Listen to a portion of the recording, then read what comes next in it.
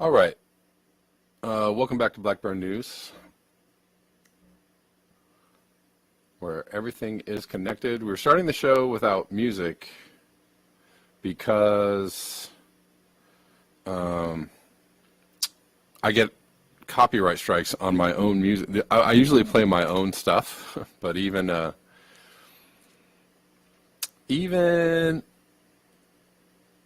on my own stuff, they give me copyright strikes, which is not really cool.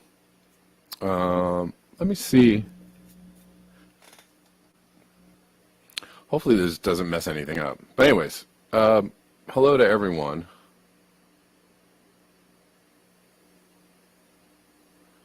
Okay. I'm going to use stereo audio, and then maybe you guys will have this in stereo. I don't know. Let me know if you hear it in stereo now and not mono, which has been a problem. Just trying to smooth some things out. And it looks like my video is correct today. I'm not a big face in a small screen, which is, maybe slightly scary for some people. Sir, step away from the camera. Back up slowly. Give me some room. Anyways, we are live on Rockfin, Callin, and on YouTube. Callin is an app that you can download to your phone and listen to the show as a podcast, and you can also call in and say hello whenever I give the green light for people to call in. Y'all can call in and, voice your opinion.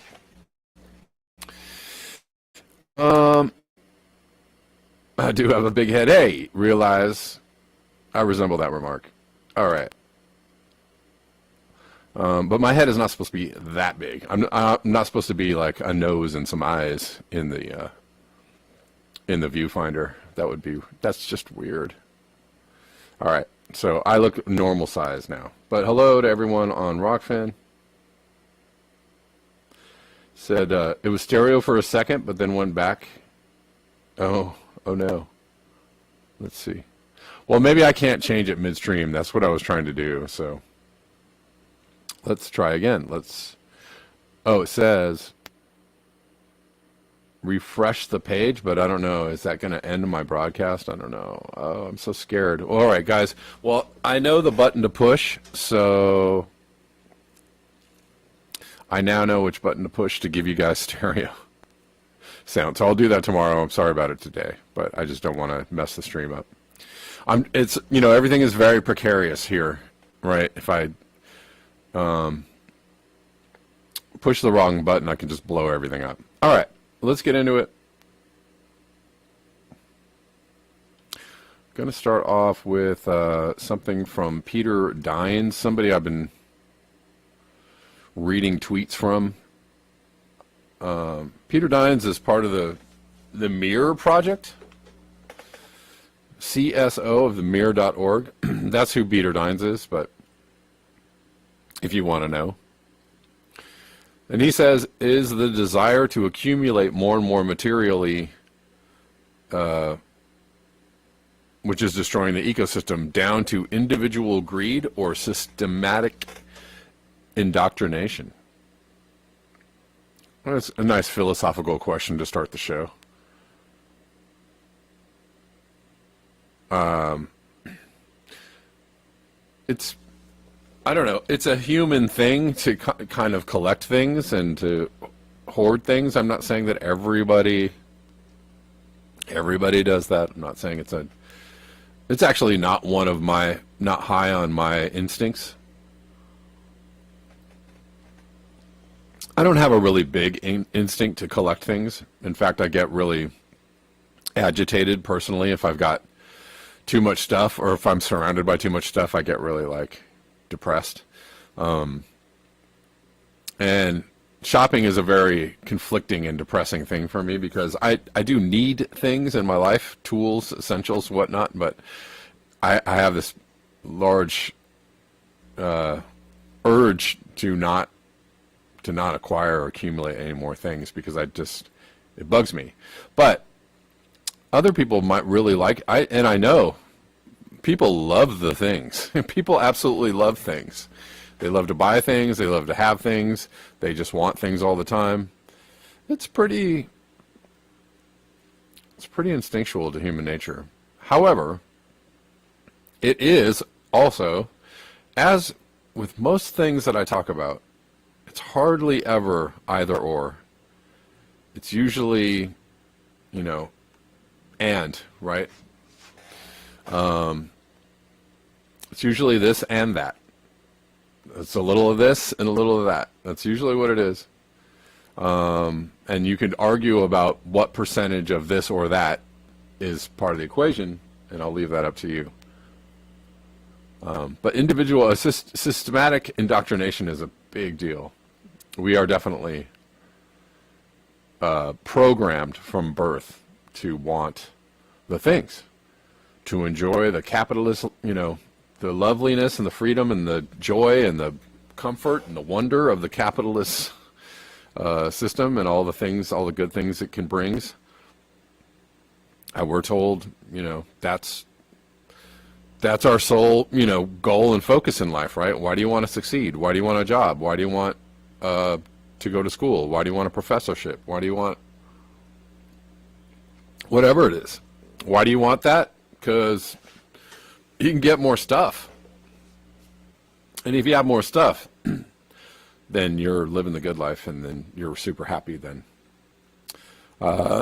Excuse me. He goes on to say the influencer culture is just the latest marketing tool to promote yet more consumption.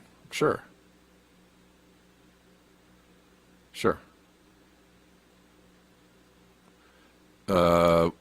We live in an age of rampant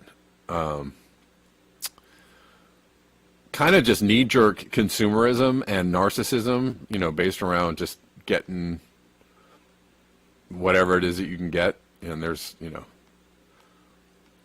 the consumptive lifestyle, the urge to have all the things and have the best things and the coolest things. I don't see it going away anytime soon, because everything around you is designed to let you know that you need to have all those things. If you don't have those things, then you're missing out. And that's a big, there's a lot of messaging around that, for sure.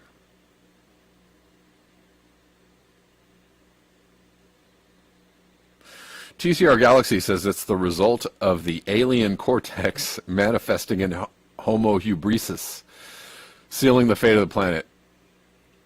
All right, sir. I like, that's an interesting theory. I like it. I don't know if I agree with it, but I like it. Oh, sorry. I always do that. Sorry you're seeing this. I don't know what it is. I cannot, I don't have a producer, so forgive me.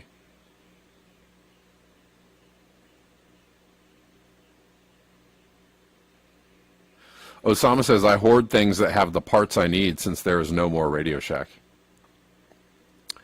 Sure. Yeah, and then, there are certain advantages to having some things. I have a fairly, I have a garage full of lots of hardware and tools and stuff, and I have to say, I like having all that stuff because I'm doing stuff all day long that requires me to go like, I wonder if I have this screw. I wonder if I have this particular tool. And I walk into the garage and it's usually there. And I'm like, well, there you go. But that's always, that is very handy. Now, wouldn't it be great if there was a tool co-op on every corner, or, within a couple blocks of me? I don't need to have all this stuff. It would be cool if there was like a tool co-op or a place where you could just walk down the street and go like, I need this screw, a couple of screwdrivers, blah, blah, blah. Just takes thinking about things a little differently. But I understand. I get it, Osama. I get it. All right, so I'm going to move on to this other story. I just want to talk about that a little bit. Okay, so remember last week or 2 weeks ago, I think it was last week, we were talking about the Boren protests, and I had no idea what they were about. And because the mainstream English-speaking press is absolutely not covering this, it's their lack of any acknowledgement of this whatsoever it's so loud, it's deafening. Like, why are you, it is pretty suspicious.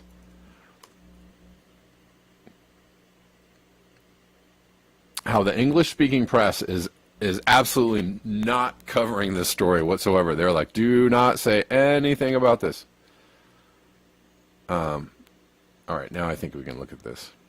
Here's some footage of the Boren protests. So, here and there.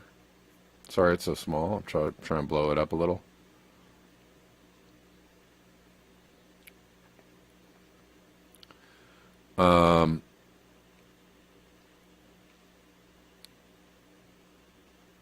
Anyways, so I didn't know why they were doing this when I first talked about this. I said there's this huge shutdown going on. What's the story? It was really hard to find information about why it was even happening.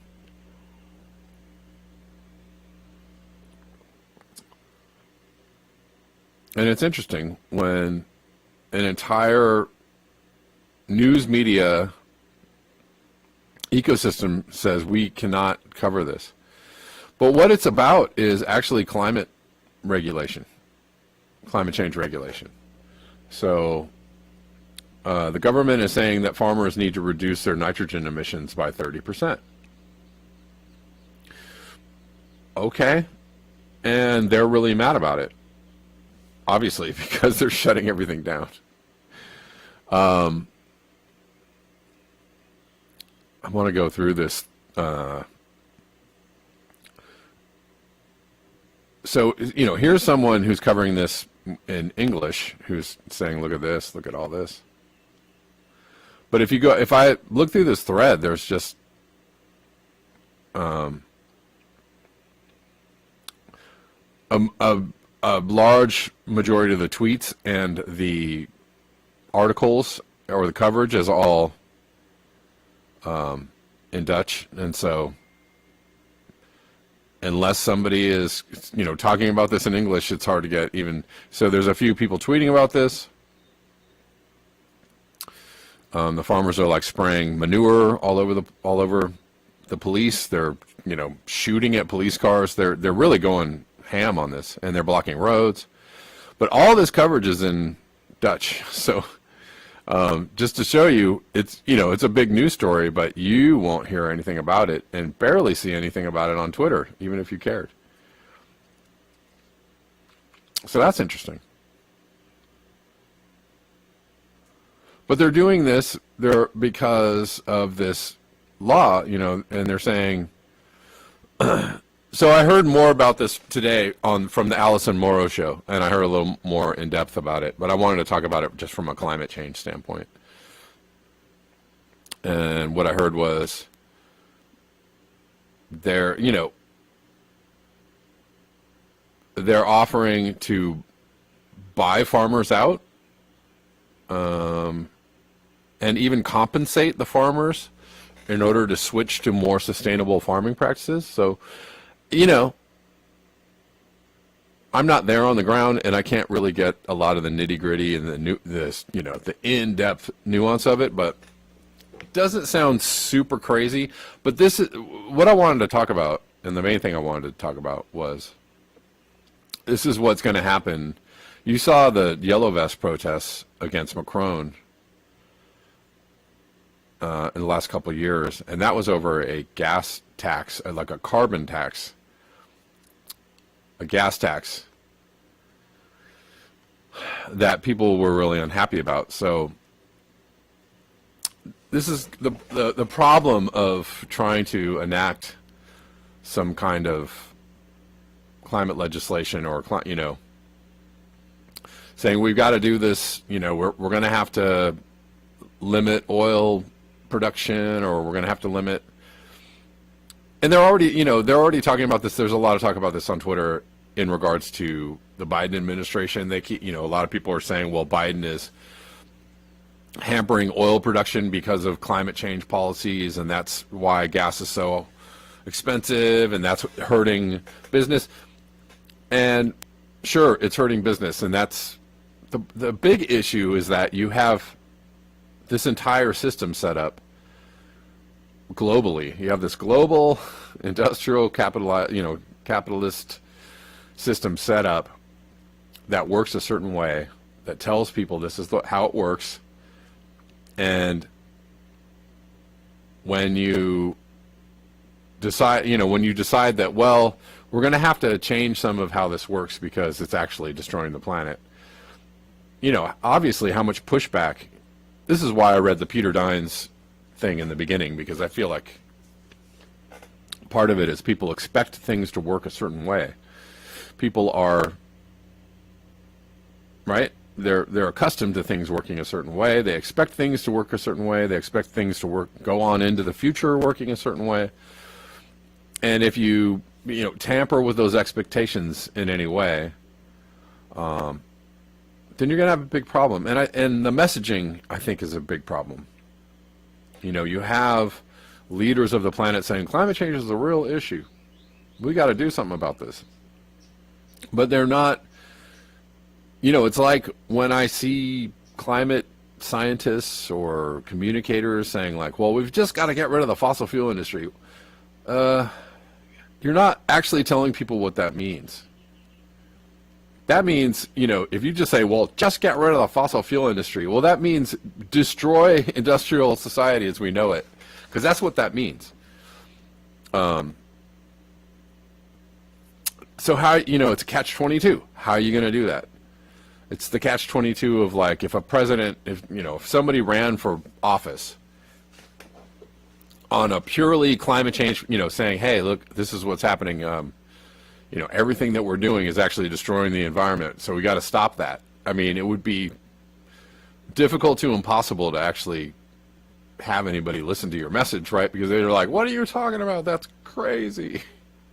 Destroy, we have a way of life. We have a standard of living that we all expect to do. And if you say anything, you're just a lunatic. You're a communist, right? Like, that's the reply to that.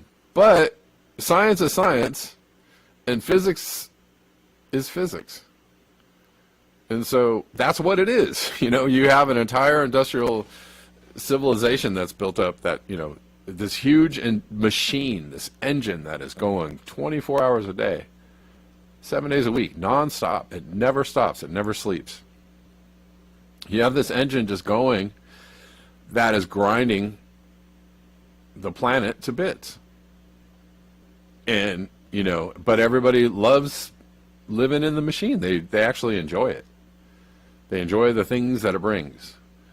And so if you say, hey, we gotta bring that machine down a couple of notches, people are going to lose their minds. And this is just another nuance, to the whole, the multiple crises, or crisis that people are facing now as we move into the future. There's just so many things going on. And, some people want to say it's all of it is engineered.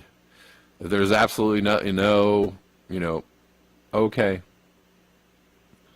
But there's a lot more of it going on than just that.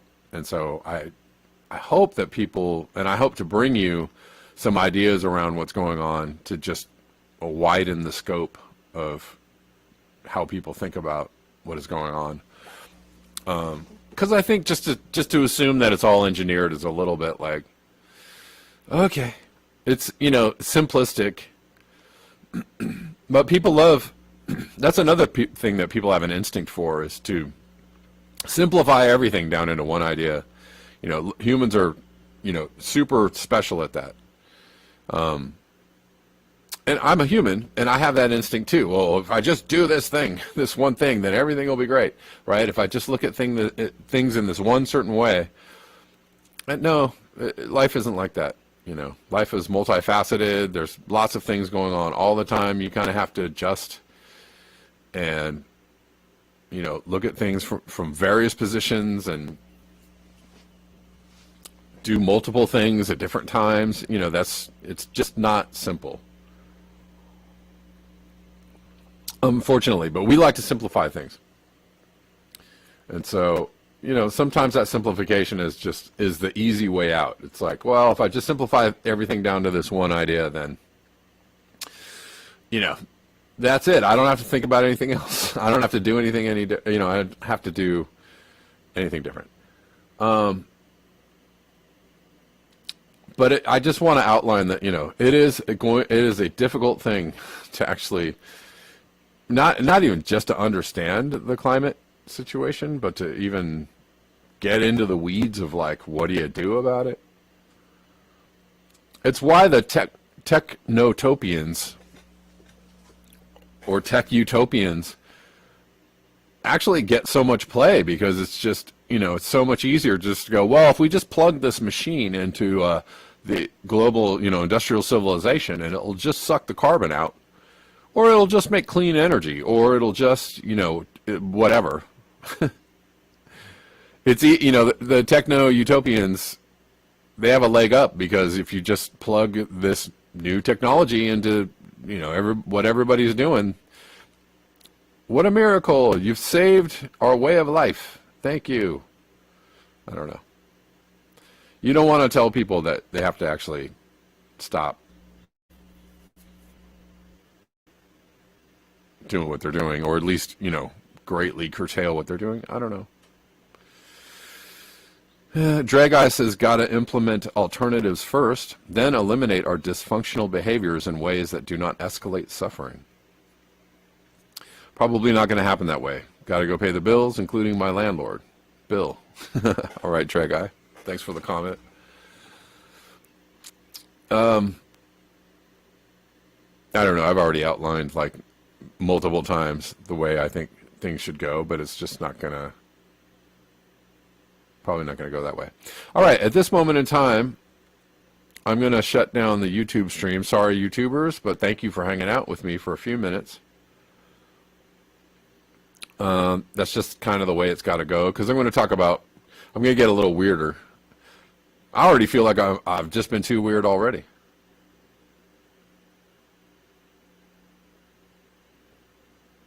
Bella, well, quickly, I'm going to read a comment or two from YouTube. Bella Lagrisi says fertilizer contains both nitrogen and nitrate, right, two different nitrogen, as well as ammonia. Right. There is that. But that's, part of how I think how difficult of a problem it's going to be, right? Because you need to grow the food, and the way that we grow food uses lots of fertilizers. So if you try to curtail the emissions from that style of food growing, I don't know where, where does that leave people? It's a really great point. Yeah. It's a really great point. All right, Kent Deal, long time no see, but thanks for hanging out with us. All right, guys. YouTube, we'll see you tomorrow at 10. Oh, quickly, need to tell the YouTubers and tell everybody else that after tomorrow, I'll be gone for, let me see, 4 or 5 days, 4 days, I'm not sure. There won't be a show from Sunday through, let's say, Thursday. I might be back on Thursday, but just going out of town. Probably won't have a chance to do the show. But I will do a show tomorrow, so I will see you all here tomorrow. All right, YouTube, sayonara. Peace be with you.